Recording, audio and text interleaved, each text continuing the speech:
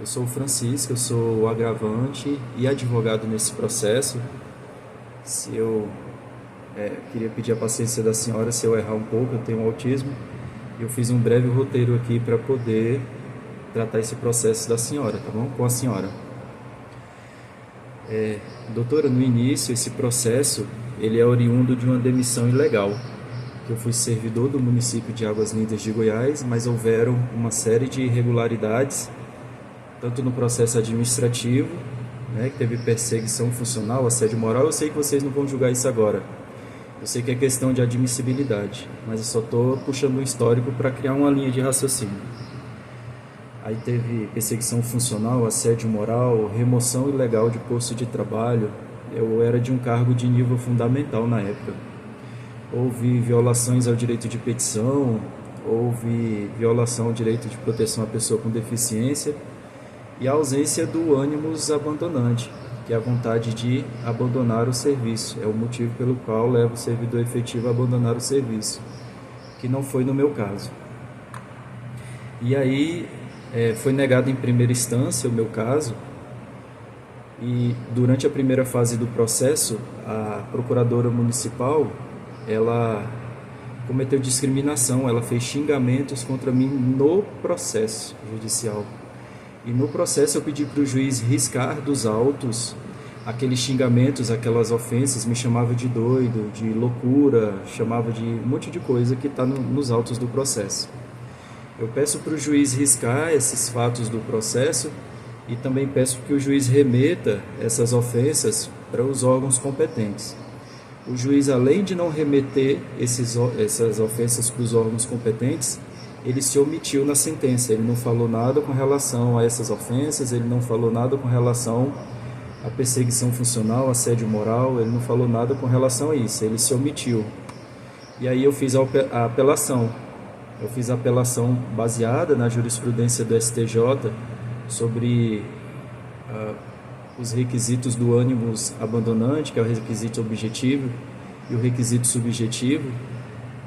Apontei a jurisprudência não só do STJ, mas apontei a jurisprudência do próprio Tribunal de Justiça do Estado de Goiás e a jurisprudência do Distrito Federal.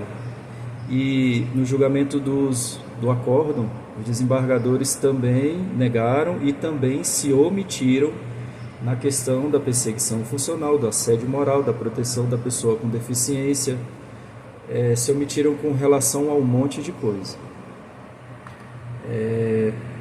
E aí eu fiz embargos à declaração, tentando forçar a manifestação deles nesse sentido, e mesmo assim eles disseram nos embargos de declaração que eles não eram obrigados a discutir todos os fatos e teses levantados. O problema é que esses fatos e teses eram pontos fulcrais para o deslinde, para o desfecho, para a resolução do feito, Aí eu interpus o recurso especial e interpus também um recurso extraordinário, que é o ponto que nós estamos agora. Mas o vice-presidente do Tribunal Goiano, ele negou ambos os recursos, tanto o recurso especial quanto o recurso extraordinário. No recurso especial, Excelência, ele falou que o RESP não servia para ofensa a preceito constitucional. E aí eu ataquei e falei no agravo, e eu falei que realmente tinham questões constitucionais a serem discutidas, mas que elas foi feito através de recurso extraordinário, não foi feito no RESP. No RESP foi passado um resumo do preceito constitucional, mas que aquilo não era o ponto do julgamento, E aí, para fins de análise da questão infraconstitucional, eu falo da omissão no julgado de apelação com relação à pessoa com deficiência, ao tratado sobre os direitos da pessoa com deficiência, tem um decreto também relacionado, a inobservância com relação a termos e expressões que são vedadas às partes no processo, que está lá no artigo 78 do CPC, o dever de respeito do advogado no processo, que está no artigo 44 lá do Estatuto da Advocacia, que também os juízes se omitiram nessa situação, e a questão de direito infraconstitucional e não constitucional. a proteção contra a discriminação à pessoa com deficiência, que está no Estatuto da Pessoa com Deficiência, a obrigação de juiz comunicar às autoridades qualquer violação às pessoas com deficiência. Então, foi uma série de violações, Excelência, de caráter infraconstitucional, que estão sendo discutidas no RESP, que eu tive que fazer o agravo, e que o vice-presidente do tribunal falou que eu estava usando o RESP para ofensa a preceito constitucional. E aí ele segue que houve ausência de pré-questionamento, Excelência.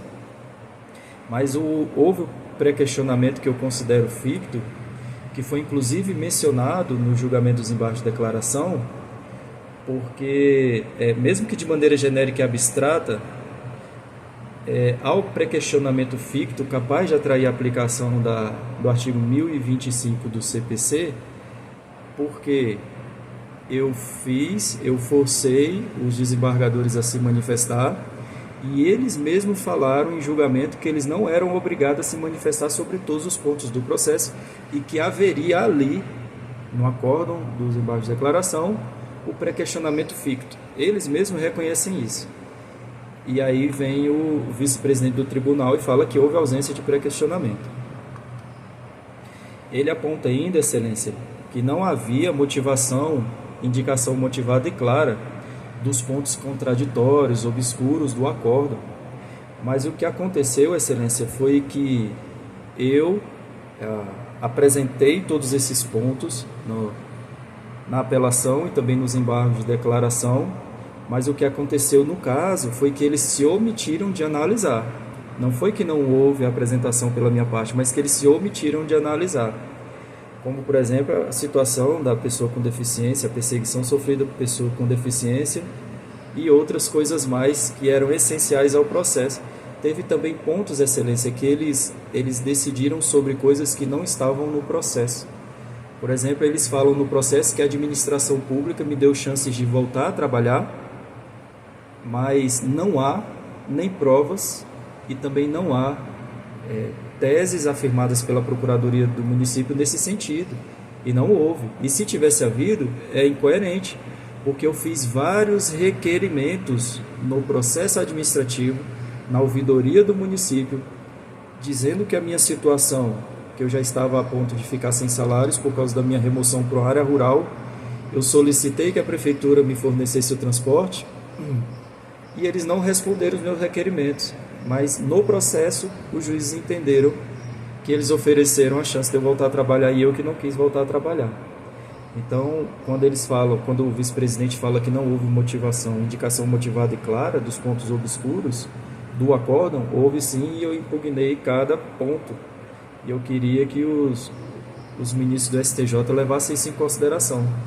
Porque a sensação que eu tenho, Excelência, me perdoe, mas a sensação que eu tenho é que o juiz de primeiro grau e o juiz de segundo grau simplesmente não leram o meu processo, passaram as vistas e o que consideraram mais relevante para eles e não para a resolução do caso, eles decidiram. A sensação que eu tenho é essa, porque o acervo probatório está todo lá.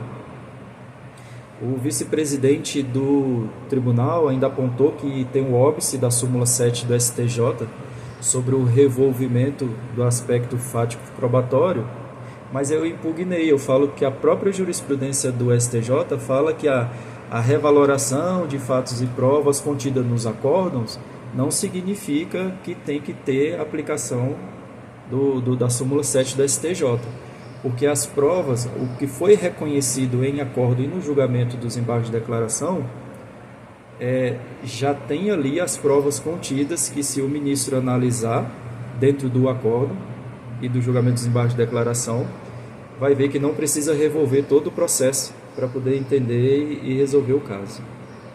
E aí também tem a questão do dissídio jurisprudencial. O vice-presidente ele fala que não houve dissídio, a demonstração do dissídio jurisprudencial, mas desde a apelação e também no recurso especial, eu aponto a jurisprudência do STJ no que trata da questão do animus abandonandi, que tem que ter os requisitos objetivos e subjetivos, que no meu caso não estão configurados, que no próprio Tribunal de Justiça do Estado de Goiás, que foi onde foi julgado o meu processo, há também um entendimento em simetria com o entendimento do STJ, Só que o meu caso foi julgado pela quarta Câmara, e esse caso precedente é da primeira Câmara.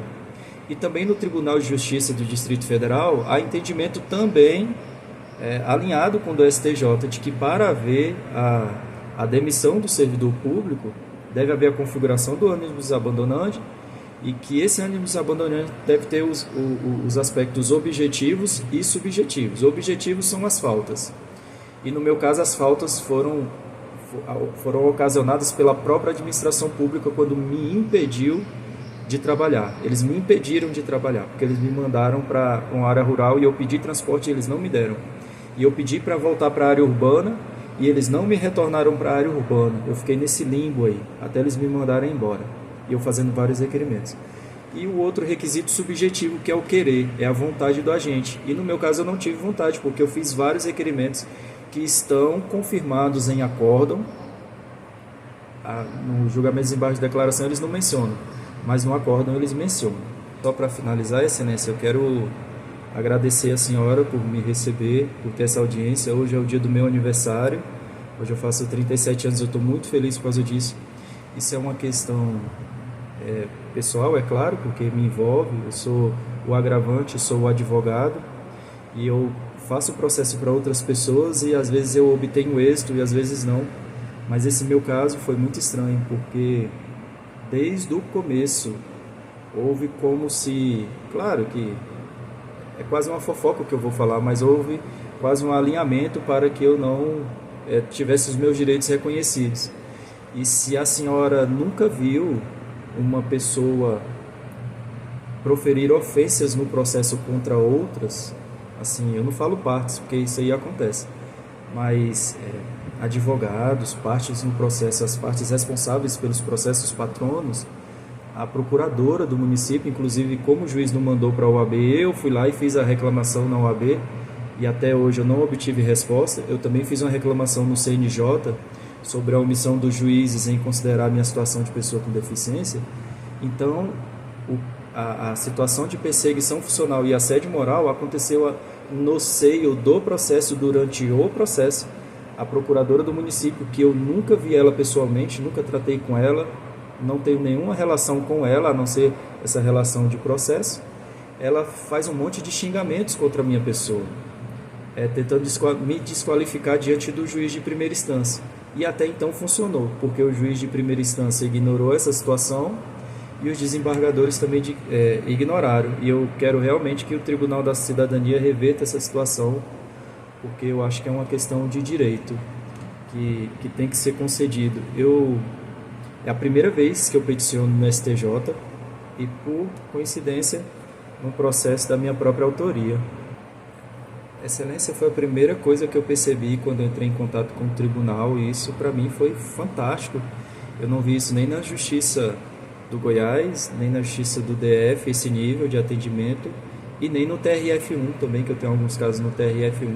Então, realmente, o tribunal está de parabéns. E só para concluir assim, eu acho, eu fui estagiário aí em 2015, eu passei 1 ano de estagiário, inclusive era a seção de pressupostos recursais que eu trabalhava, e assim, foi uma experiência muito bacana, e eu fico muito feliz que o meu processo chegou aí, que eu tenho certeza que vai ser muito bem analisado.